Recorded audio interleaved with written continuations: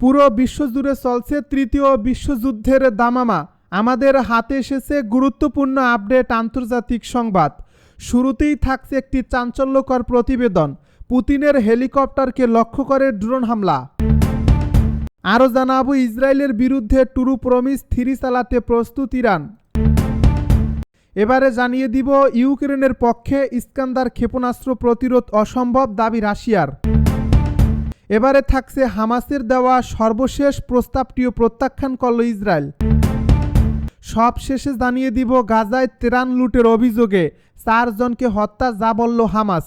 এতক্ষণ শুনছিলেন আপডেট আন্তর্জাতিক সংবাদের শিরোনাম, এবারে বিস্তারিত।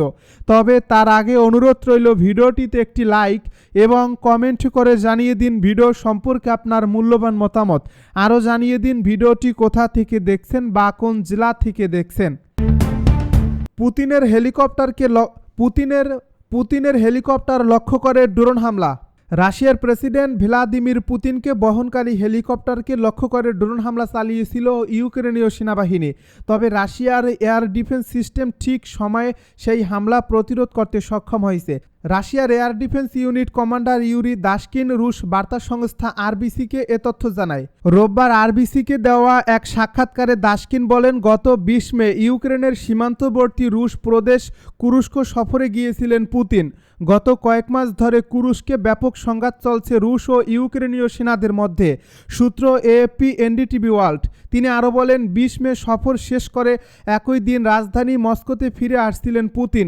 সে সময়ই তাকে বহনকারী হেলিকপ্টারকে লক্ষ্য করে একের পর এক ড্রোন নিক্ষেপ করা শুরু করে ইউক্রেনীয় বাহিনী। তবে রাশিয়ার এয়ার ডিফেন্স ইউনিট প্রতিটি ড্রোনকে লক্ষ্যবস্তুতে আঘাত হানার আগেই ধ্বংস করছে।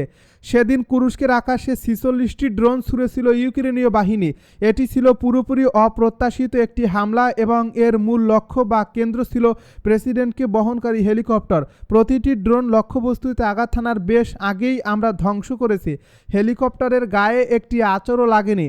তিনি আরও জানিয়েছেন, গত 20 মে থেকে 22 মে পর্যন্ত রাজধানী মস্কো সহ বিভিন্ন শহরের সামরিক ও বেসামরিক স্থাপনাকে লক্ষ্য করে মোট 1170টি ড্রোন নিক্ষেপ করছে ইউক্রেনীয় বাহিনী।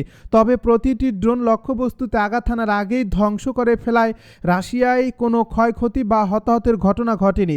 ব্যাপক এই ড্রোন হামলার পর শনি ও রবিবার ইউক্রেন জুড়ে ব্যাপক ড্রোন হামলা চালিয়েছে মস্কো।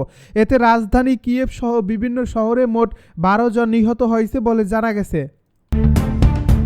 ইসরায়েলের বিরুদ্ধে ট্রু প্রমিস 3 চালাতে প্রস্তুত ইরান। ইরানের সেনাবাহিনীর প্রধান মেজর জেনারেল আব্দুর রহিম মুসাবি জানিয়েছেন, ইসরায়েল যদি আবার কোনো ধৃষ্টতা দেখায় তাহলে ইরান ট্রু প্রমিস 3 অভিযানের মতো আরেকটি দাঁত ভাঙা জবাব দিতে সম্পূর্ণ প্রস্তুত। সোমবার তেহরানে এক অনুষ্ঠান শেষে সাংবাদিকদের সঙ্গে আলাপকালে তিনি একথা বলেন। তার ভাষায়, জায়নিস্ট শাসন ব্যবস্থায় ইরানের গৌরব ক্ষুণ্ণ করার মতো শক্তিশালী নয়। এর বিপরীতে ইরানের শক্তি ইসরায়েল ও তার মিত্রদের জন্য বড় চ্যালেঞ্জ সৃষ্টি করতে পারে। নারী ও শিশু হত্যাকারী ইসরায়েল এ ধরনের প্রতিক্রিয়া সহ্য করতে পারবে না দাবি করে আব্দুর রহিম মুসাবি বলেন, তাদের নিজেদের নেতারাও এটা বোঝে যে তারা এ ধরনের প্রতিক্রিয়া সহ্য করতে পারবে না। তবে যেহেতু বর্তমান শাসকরা নির্বোধ শিশু হত্যাকারী, তাই যে কোনো ভুল সিদ্ধান্তের সম্ভাবনা থেকেই যায়। আর যদি তারা আবার একটি ট্রু প্রমিস হজম করার জন্য ব্যাকুল হয়ে ওঠে তাহলে আমরাও উপযুক্ত জবাব দিতে সম্পূর্ণ প্রস্তুত আছি, যোগ করেন তিনি। ইরান এর আগে গত বছরের সেপ্টেম্বর ও অক্টোবরে ইসরায়েলের বিরুদ্ধে অপারেশন ট্রু প্রমিস 1 এবং অপারেশন ট্রু প্রমিস 2 চালায়, যা ছিল ইসরায়েলি আগ্রাসনের জবাবে প্রতিশোধমূলক সামরিক অভিযান। এই অভিযানে শত শত ব্যালিস্টিক ক্ষেপণাস্ত্র ও ড্রোন ব্যবহার করে ইরান ইসরায়েলের গুরুত্বপূর্ণ সামরিক ও গোয়েন্দা স্থাপনায় নিখুঁত আঘাত হানে। ইরানি কর্মকর্তারা বলছেন, ওই অভিযানে ইরান তার সামরিক সক্ষমতার কেবল একটি ক্ষুদ্র অংশই ব্যবহার করেছিল। তবে এবার ইসরায়েল ও তার মিত্ররা ইরানের বড় ধরনের সামরিক সক্ষমতা দেখতে পাবে। ইউক্রেনের পক্ষে ইস্কান্দার ক্ষেপণাস্ত্র প্রতিরোধ অসম্ভব দাবি রাশিয়ার। রাশিয়ার উন্নত ইস্কান্দার ক্ষেপণাস্ত্র প্রতিরোধে ইউক্রেনের কোনো কার্যকর আকাশ প্রতিরক্ষা ব্যবস্থা নেই বলে জানিয়েছে রাশিয়ার রাষ্ট্রীয় প্রতিরক্ষা প্রযুক্তি সংস্থা রোস্টেক। সোমবার এক প্রতিবেদনে এই খবর দিয়েছে বার্তা সংস্থা তাস। রোস্টেক জানিয়েছে, শত্রুপক্ষ ইস্কান্দার ক্ষেপণাস্ত্রের আঘাত ঠেকাতে অক্ষম। এই ক্ষেপণাস্ত্র অত্যন্ত জটিল ও অপ্রত্যাশিত পথে এবং প্রচণ্ড গতিতে উড়ে যায়। এর চলার সময় যে ঝাঁকুনি ও চাপ তৈরি হয় তা পশ্চিমা সামরিক জোটের তৈরি অধিকাংশ প্রতিরক্ষা ক্ষেপণাস্ত্রের সহন ক্ষমতার চেয়েও অনেক বেশি। রুশ সংস্থাটি আরও জানায়, ইউক্রেনের কোনো ব্যবস্থা নেই যা দিয়ে এই ক্ষেপণাস্ত্র ভূপাতিত করা যায়। শত্রুপক্ষ কেবল এদের গতিপথ লক্ষ্য করতে পারে এবং নিশ্চিত ধ্বংসের অপেক্ষা করতে হয়। হামাসের দেওয়া সর্বশেষ প্রস্তাবটিও প্রত্যাখ্যান করল ইসরায়েল। যুক্তরাষ্ট্রের মধ্যস্থতায় হামাসের দেওয়া সর্বশেষ যুদ্ধবিরতি ও জিম্মি মুক্তির প্রস্তাবটিও প্রত্যাখ্যান করল যুদ্ধবাজ ইসরায়েল। মার্কিন প্রেসিডেন্ট ডোনাল্ড ট্রাম্পের মধ্যস্থতায় গঠিত এক খসড়া পরিকল্পনায় হামাসের কাছ থেকে 10 জন জীবিত জিম্মির মুক্তি ও প্রায় 70 জনের যুদ্ধবিরতির কথা বলা হয়। কিন্তু তেল আবিবের এক জ্যেষ্ঠ কর্মকর্তা জানিয়েছেন, এ প্রস্তাবটি অগ্রহণযোগ্য। কোনো দায়িত্বশীল সরকার এটি গ্রহণ করতে পারে না। খবর টাইমস অফ ইসরায়েলের। নাম প্রকাশে অনিচ্ছুক ওই ইসরায়েলি কর্মকর্তার মতে, হামাস এমন সব শর্ত দিচ্ছে যা গ্রহণ করলে যুদ্ধের মূল লক্ষ্য হামাসকে ধ্বংস এবং সব জিম্মির মুক্তি তা অর্জন সম্ভব হবে না। তার ভাষায়, এই প্রস্তাব বাস্তবসম্মত নয় এবং ট্রাম্পের দূত স্টিভ উইটকফের মূল প্রস্তাব থেকে এটি অনেক দূরে।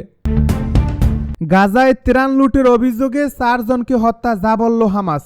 গাজায় সম্প্রতি প্রবেশ করতে শুরু করা ত্রাণবাহী ট্রাক থেকে লুটপাটের অভিযোগে 4 ব্যক্তির মৃত্যুদণ্ড কার্যকর করছে হামাস সংশ্লিষ্ট বাহিনী। এ ঘটনায় দক্ষিণ গাজার এক প্রভাবশালী গোত্রপতির তরফ থেকে হামাসের বিরুদ্ধে প্রকাশ্যে চ্যালেঞ্জ ছুড়ে দেওয়া হয়েছে। সোমবার প্রকাশিত এক প্রতিবেদনে এমনটাই দাবি করেছে বার্তা সংস্থা রয়টার্স। এ ঘটনার সঙ্গে ঘনিষ্ঠ একটি সূত্রের বরাত দিয়ে ব্রিটিশ সংবাদ মাধ্যমটি জানায়, ওই 4 জনের বিরুদ্ধে গত সপ্তাহে সংঘটিত একটি ঘটনায় জড়িত থাকার অভিযোগ ছিল। সে যে ঘটনায় ত্রাণবাহী ট্রাক রক্ষা করতে গিয়ে ইসরায়েলি বিমান হামলায় গাজার 6 জন নিরাপত্তাকর্মী নিহত হন। সূত্রটি আরও জানায়, এ 4 অপরাধী লুটপাটে জড়িত ছিল এবং ত্রাণ সুরক্ষায় নিয়োজিত বাহিনীর সদস্যদের মৃত্যুর জন্য দায়ী।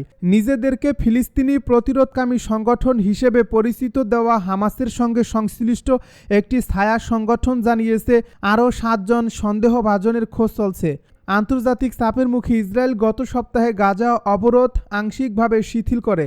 এর ফলে টানা কয়েক মাস পর প্রথমবারের মতো মানবিক ত্রাণ সহায়তা গাজায় প্রবেশ করতে শুরু করে। তবে এ ত্রাণ সামগ্রী বিতরণে লুটপাট বড় একটি সমস্যা হয়ে দাঁড়িয়েছে। ত্রাণ সংস্থাগুলোর মতে, ইসরায়েলি অবরোধের কারণে গাজার লাখ লাখ মানুষ চরম দুর্ভিক্ষের মুখে পড়ছে, আর সেই নিষ্পেষণই মানুষকে ত্রাণ লুটে বাধ্য করছে।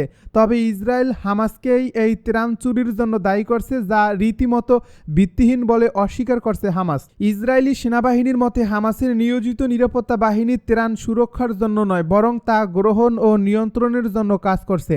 যদিও ইসরায়েল এই অভিযোগের সপক্ষে কোনো প্রমাণ উপস্থাপন করতে পারেনি। এদিকে বর্তমানে গাজার রাফা অঞ্চলের পূর্ণ নিয়ন্ত্রণ নিয়েছে ইসরায়েলি সেনাবাহিনী। আর ইয়াসের আবু শাবাব নামে সেখানকারই এক প্রভাবশালী গোত্রনেতা হামাসের কর্তৃত্বকে প্রকাশ্যে চ্যালেঞ্জ জানিয়েছে। তিনি আরও দাবি করেন, তার নেতৃত্বে একটি সশস্ত্র দল এখন নির্দিষ্ট এলাকায় ত্রাণ সরবরাহ পরিচালনা করছে এবং এসব কাজে হামাসের কোনো রকম সংশ্লিষ্টতা নেই। তিনি নিজেই সামাজিক মাধ্যমে তার দলের কার্যক্রমের ছবি প্রকাশ করছেন, যেখানে তাদেরকে ত্রাণ সহায়তার ট্রাক সুরক্ষায় দেখা গেছে। তবে পাল্টা অভিযোগ করে হামাস বলছে, আবু শাবাব আগে আন্তর্জাতিক ত্রাণ লুট করছেন এবং দখলদার ইসরায়েলের সঙ্গে যোগাযোগ রেখেছেন। হামাসের এক নিরাপত্তা কর্মকর্তা আবু শাবাবকে দখলদার ইসরায়েলিদের হাতের পুতুল বলে অভিহিত করেছেন, যার মাধ্যমে ফিলিস্তিনিদের অভ্যন্তরীণ ঐক্য ভাঙার চেষ্টা করা হচ্ছে।